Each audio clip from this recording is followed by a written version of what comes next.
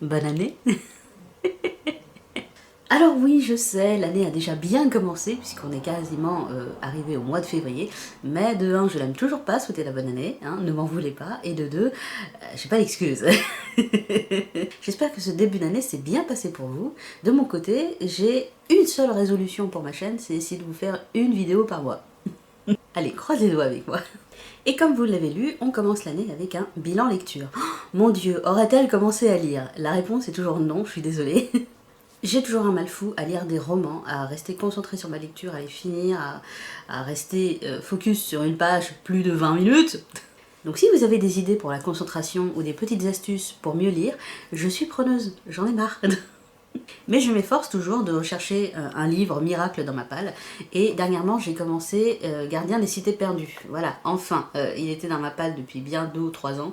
C'est le petit format poche. J'en suis exactement à la page 78, avec le petit marque-page du renard doré, hein, pour m'apporter un peu de joie dans ma lecture. Et honnêtement, ça me plaît bien. C'est un peu rapide dans la narration. Mais j'ai du mal à rester concentrée au bout de 10 pages, j'ai du mal à me remettre dedans, ça fait une semaine que j'y ai pas touché par exemple, et surtout j'ai peur de ne pas le finir. Mais nous ne sommes pas là pour parler des lectures actuelles, nous sommes là pour parler des lectures de janvier. Et si vous avez bien lu le titre, des lectures et des visionnages, puisque je vais aussi vous parler d'animés, puisqu'ils ont bercé tout mon mois de janvier, et donc je vous ai choisi 5 titres que j'ai lus et vus. Je vous ai même ramené mon petit bullet journal pour ne rien rater. On commence avec le mastodon, celui-là je vais pas en parler beaucoup parce qu'à mon avis beaucoup d'entre vous le connaissent, l'attaque des titans. Je suis enfin à jour, oui, le mois de janvier c'était rattrape tes retards. En janvier j'ai enquillé la saison 2, la saison 3, la saison 4 et le final de l'attaque des titans. Ouais, ouais, j'étais déterminée. Mais je n'étais pas toute seule, ma voisine Joan Vanderland m'a accompagnée, donc merci à toi d'avoir supporté les titans avec moi. Surtout que c'est pas fini, les derniers épisodes sont en cours de diffusion et à chaque fois on est là, oh là là, il se passe des choses. Et ça m'a fait vraiment très très plaisir de retrouver cet univers que j'aime beaucoup, que j'associe beaucoup à Full Metal. Je suis pas la seule à l'associer à Full Metal Alchemist. Et j'ai aimé retrouver cette tension dramatique, j'ai aimé retrouver ces questionnements sur les titans, j'ai aimé retrouver ces personnages charismatiques qu'on aime voir mourir. Non. Il y a des morts, je me suis pas encore remise. C'est une série qui est lourde pour le moral, parce que franchement c'est pas joyeux, mais c'est tellement intense, c'est tellement prenant que à chaque fois j'en redemande. C'est tellement prenant que je me suis laissée tenter par la série que je vous présente actuellement, L'Attaque des Titans Junior Height. Oui, c'est une parodie. Elle est disponible sur Wakanim, comme tout le reste de la série d'ailleurs, et c'est un petit bijou d'humour. Honnêtement, je pensais pas aimer à ce point. Mais c'est vraiment ce que vous croyez, c'est l'attaque des titans qui se passe au collège. On est dans un autre monde, il y a d'un côté les humains et de l'autre côté les titans, sauf que les titans ne dévorent pas les humains, ils dévorent leur goûter. Donc on suit Eren et ses amis pendant toute une année au collège et c'est absolument palpitant parce que il y a plein de petites références au manga d'origine, il y a plein d'humour, il y a plein d'événements absolument tarabiscotés, mais c'est d'autant plus drôle parce que tu connais tous les secrets du manga d'origine et c'est absolument ridicule. Donc c'est une petite série courte, il n'y a que 12 ou 13 épisodes je crois. Ça paye pas de mine, mais franchement si vous êtes fan de l'Attaque des Titans, je vous le conseille parce que déjà ça permet de revoir d'anciens personnages et ensuite ça permet quand même de rester dans cette ambiance qu'on aime tant avec des personnages qu'on adore.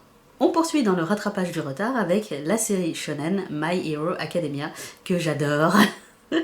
Et je ne sais pas pourquoi je m'étais arrêtée au milieu de la saison 4. Du coup, je m'étais arrêtée au milieu de la saison 4 et j'avais pas poursuivi. Donc, j'ai enquillé avec la saison 4, la saison 5, le film 2 et le film 3 que j'ai eu la chance de voir au Grand Rex. L'ambiance était plutôt survoltée, mais sympa. My Hero Academia, je sais pas si je vous en ai déjà parlé sur la chaîne, mais là aussi c'est un titre très connu et c'est un shonen pur et dur. Et ça me rappelle à quel point j'ai aimé Naruto, à quel point j'aime ce genre d'ambiance où le héros doit se battre continuellement pour prouver sa valeur. Et ça me parle. Oui, voilà, je suis une fan de shonen. Et là encore, j'ai aimé retrouver Deku, j'ai aimé retrouver Bakugo. Il est insupportable, mais c'est mon personnage préféré. J'ai aimé d'autant plus parce que ces saisons 4 et 5 prennent vraiment une tournure plus dramatique. On sent que la fin est proche malheureusement puisque le manga doit se terminer cette année au Japon et il y a toute la tension dramatique qui augmente, il y a les méchants qui deviennent vraiment méchants là pour le coup. Avant c'était un peu des vilains dangereux mais sans grandes conséquences. Là ils ont vraiment pris du poil de la bête et il faut pas s'approcher d'eux. Donc je suis désolée, j'ai pas grand chose à dire sur My Hero Academia parce que je ne peux pas en parler des heures et des heures, mais ça a bercé mon mois de janvier, la fin de mon mois de janvier. J'ai vraiment dévoré tous les épisodes à la suite. Pour tout vous dire, je suis même triste qu'il n'y ait plus d'épisodes, je me suis sentie vide à ce moment-là, et j'ai acheté les mangas qui suivent la saison 5. Je suis faible, ok? Et pour nous mettre du baume au cœur, je vous ai choisi 3 petites lectures douces, tendres, chaleureuses, qui vraiment vous bercent dans leurs pages et vous donnent envie d'en lire toujours plus. On commence avec Orimiya, la grosse sortie des éditions Nobinobi dans leur nouvelle collection Genki. Et qu'est-ce que je l'ai attendu, qu'est-ce que j'avais envie de vous en parler parce que j'ai dévoré l'anime qui est aussi disponible sur Wakanim et je suis devenue une grosse fan. Et quand j'ai su qu'il arrivait en France, j'étais là, oui. Vous l'avez certainement vu passer, mais je vous en conjure, lisez-le parce que ça vaut le coup. C'est un shonen. Et oui, on dirait pas comme ça, c'est de la romance, mais c'est un shonen qui sait extrêmement bien parler d'amitié, d'amour et d'auto-confrontation, si on peut dire. C'est l'histoire d'Ori, une fille populaire et super sympa au lycée, et de Miyamura, un garçon lugubre qui se cache derrière ses cheveux noirs et ses petites lunettes de premier de la classe. Au lycée, ils ne se parlent pas du tout, mais voilà qu'un jour, en dehors de l'école, ils se croisent. Et là, c'est la douche froide, puisque Ori, à la maison, elle est la grande sœur slash maman de secours, puisque ses parents sont toujours au travail, et c'est elle qui s'occupe de la maison.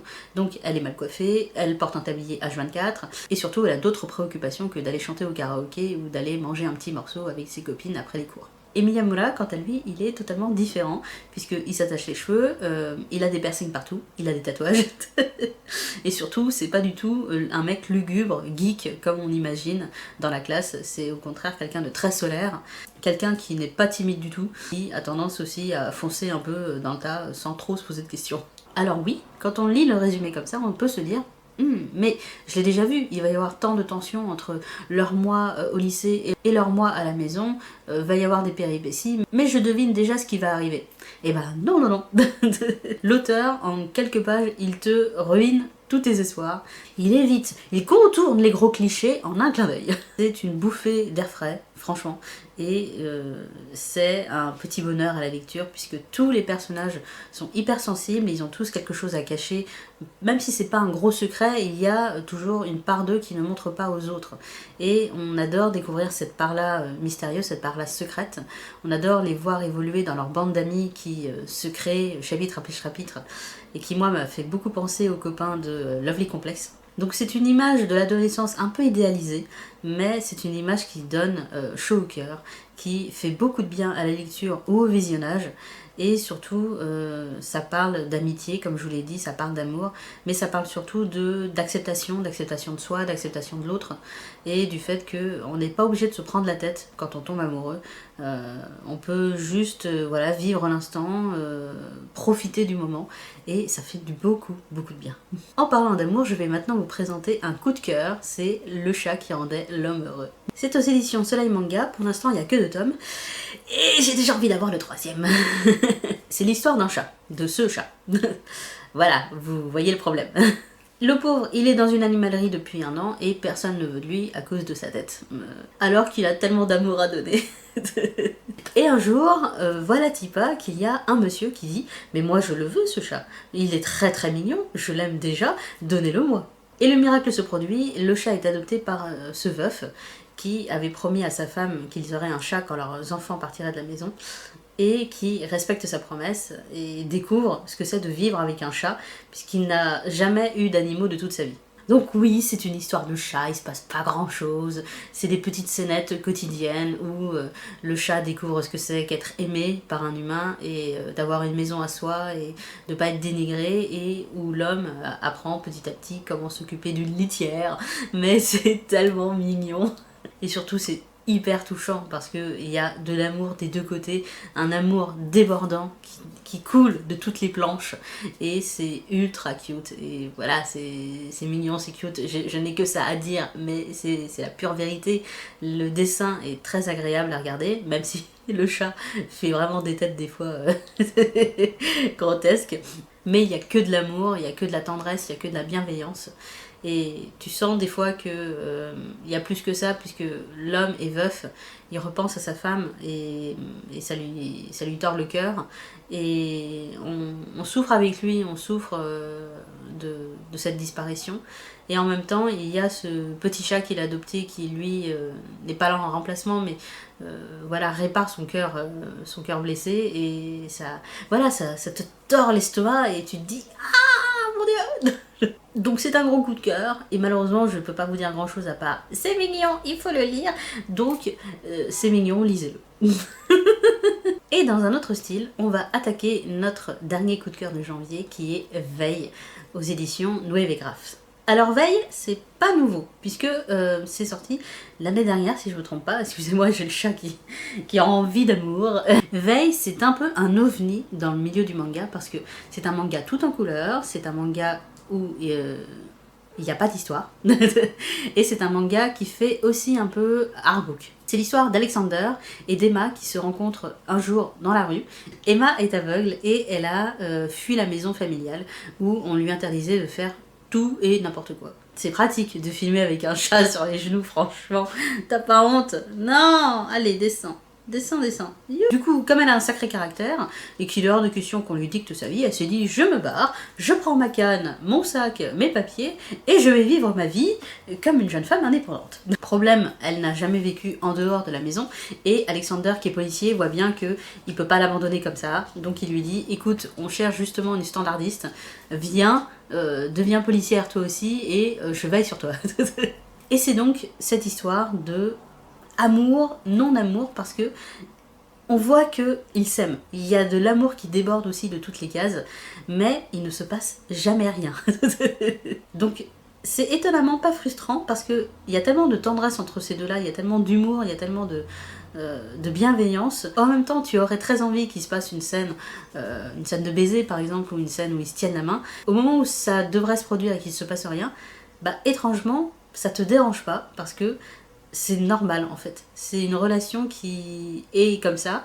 Ils sont très heureux dans cette relation-là et tu te dis, bah ouais, ça colle en fait. Donc tu navigues entre la frustration et la non-frustration, mais en même temps c'est tellement beau que tu oublies ta frustration au bout d'un moment. Frustration, c'est dur à dire. Et j'aime particulièrement Veille parce que c'est très très beau, les personnages sont hyper attachants.